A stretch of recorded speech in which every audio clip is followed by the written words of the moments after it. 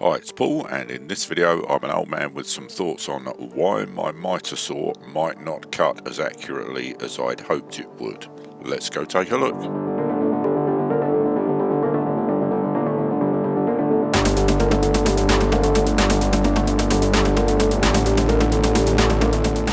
Today's video was prompted by a comment on my original DeWalt mitre saw video, so shout out to Andrew for inspiring this particular bit of information.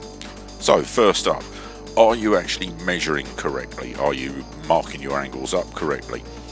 One of the biggest problems with buildings is they are very rarely as square as you might think they are. So when you cut your pieces of timber or skirting or architrave or whatever it is you're doing, they may not fit because your corner of your wall isn't 90 degrees, your door frame isn't 90 degrees. So if you cut 45 degrees to make two halves of a piece of skirting board, it may well not fit accurately, not because you haven't cut it accurately, but because your corner isn't 90 degrees in the first place. So make sure your angles are correct. Have a look at the Borer Matrix video and the angle finder video that I've just cut these excerpts from. To give you an extreme example, here's a doorway in a council building that I was in the other day, and you can see the doorway is completely out of square. So if you cut your architrave to 45 degrees, for instance, it would be way out. I'm working on another video that doesn't require the use of specialist equipment to work out your angles, and when it's available you'll see the link on screen right now. Moving on to the saw itself then, the first thing you're going to want to check is the rotational adjustment, the horizontal cut if you like. You're going to need a square for this, and basically you put one leg of the square against the back of the saw and you rest the other leg of the square against the blade, and you check that the blade is square to the backrest on the saw.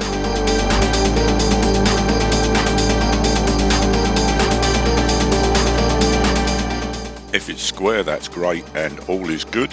However, if it's not square, you're going to need to make some adjustments, and in this case on this DeWalt you can actually adjust the scale on the front of the saw. You can see the adjustment screws that you have to loosen off. There's actually three of them, one each side and one hidden in the middle underneath the table of the saw itself. So you'll see I'll move the table sideways now and reveal the other screw. You need to loosen these three screws and adjust the saw. Take care when you're using your square because it will sit away from the saw blade because of the thickness of the teeth. So now I'm going to start the process of actually adjusting the saw. I've got my Torx wrench because these particular screws are a Torx, like a star type head. You can see the end of the Torx wrench eventually when it comes into focus here, when I've figured out how to do it. You can see it's kind of like a star shape. This doesn't come with the saw, so you would need to buy this as an extra tool. I'll loosen off the three screws, which will allow the front plate to move through sort of 3 or 4 degrees in either direction. And then once they are all loose, I'm going to center the saw back up and let it click into its middle position, the 90 degree position. Then I'm going to pull the saw blade down and I'm going to check it again and get it exactly on 90 degrees. So remember, one leg of the square against the back plate, one leg of the square against the saw blade. Center the saw up so that it runs exactly parallel to the leg of the square. And because this particular saw is a sliding mitre saw, what I'm also going to do is allow the sliding section to move backwards and forwards. Once I've got it where I think it's at about 90 degrees, I'm then going to slide it outward to make sure it still runs true the full length of its travel.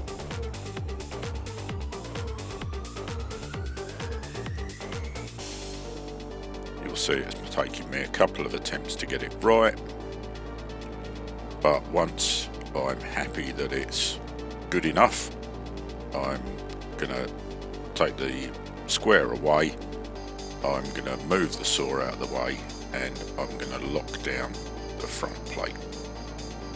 So that's my first 90-degree setting for my horizontal cuts, my flat cuts if you like. Not a particularly difficult task to do as long as you've got the right adjustment tool. As I say, it's a Torx wrench. I'll put the Torx number for this particular saw up on the screen in a moment so you can see what it is. Just a couple of additional views from different angles, same adjustment. Again, one leg of the square against the back of the saw, against the work rest, the other leg of the square against the side of the saw blade, remembering that the teeth of the saw blade will make the square stand off the blade slightly. Don't be fooled by this because there will be a small gap.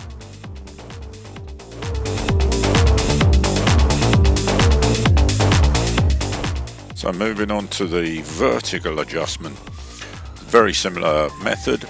The only main difference is that the adjusters are on the rear of the saw. You can see, I'll show them in a moment, on the sides of the pivoting mechanism on the rear of the saw in this particular instance. Other saws may be different, but you're using the very same technique.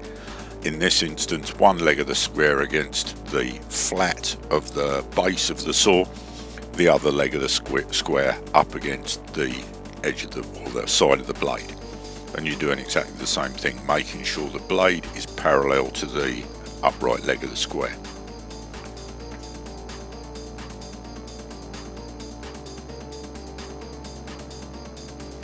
So here you'll see me taking my Torx adjuster again. I've loosened the locking lever on the back of the saw so I can move it sideways, and you can see as I undo and do up the adjuster, it adjusts the end position, the stop position, at 90 degrees. As I adjust it backwards and forwards, you can see, as I say, the saw moving slightly in its vertical end stop position. It's not a locked position like it is on the rotating base. It is literally just an end stop. You can adjust the vertical position of the saw in any position you like with the rear lever from 90 degrees upright to 45 degrees laying over. There's no detents like there are in the base of the saw. It will just go to wherever you hold it and lock it in position. All you've got is the two end stops, this which is the 90 degree upright one, and the one that you'll see in a minute which is the 45 degree angled one. Between those two positions it'll sit anywhere that you lock it. Here you can see from another angle again, same thing, showing the leg of the square up against the blade.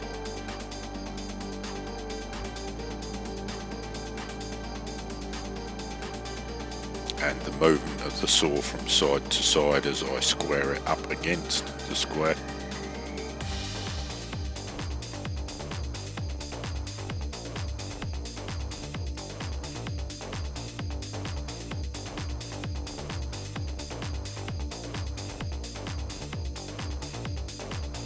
It's a fiddly operation, it's a bit of a pain in the neck, but once you've got it, lock the saw into position and then you can set your adjustment stop and you're good to go.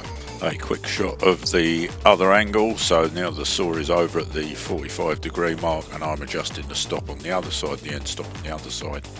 I don't have my square underneath it because I didn't have it out of the toolbox at the time, but basically you would need a 45 degree square and you would need to put it under the opposite side of the blade to check that the blade is at 45 degrees to the base plate.